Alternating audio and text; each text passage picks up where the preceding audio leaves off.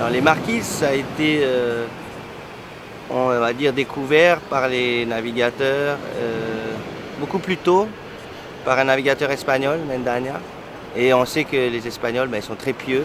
Et en fait, ça a la particularité, les marquises, d'être très catholiques par rapport au reste de la Polynésie, qui est surtout protestant, d'influence anglaise, britannique.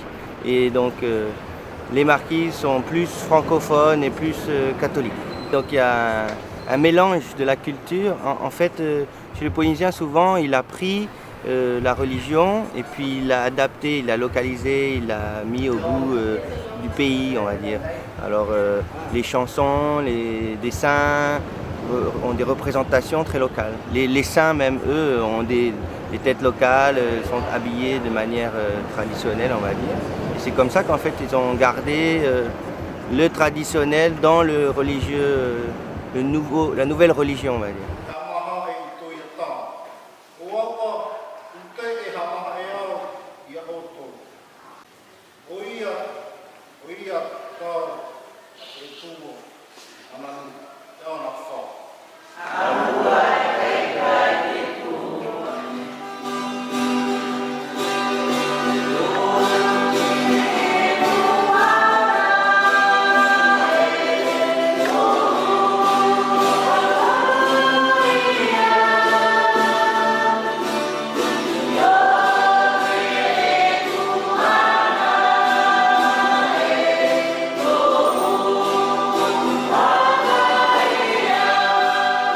Aujourd'hui, avec l'école publique, il n'y a pas de catéchisme, on va dire. Mais par contre, on a réintroduit de l'histoire locale et de l'histoire traditionnelle et de la musique, donc des instruments de musique traditionnels plutôt que la flûte du Moyen-Âge qu'on a apporté au départ pour faire la musique dans les écoles.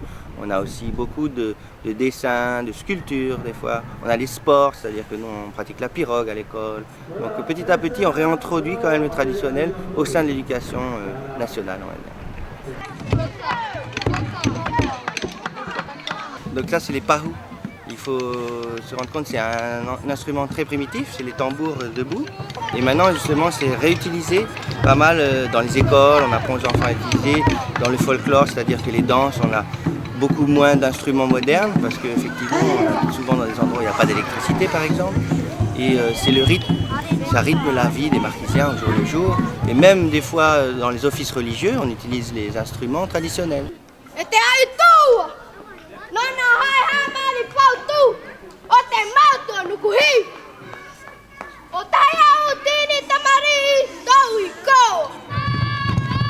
Donc on assiste vraiment à un mélange entre le traditionnel et puis le moderne, dans le culte religieux ancien et le culte religieux aujourd'hui.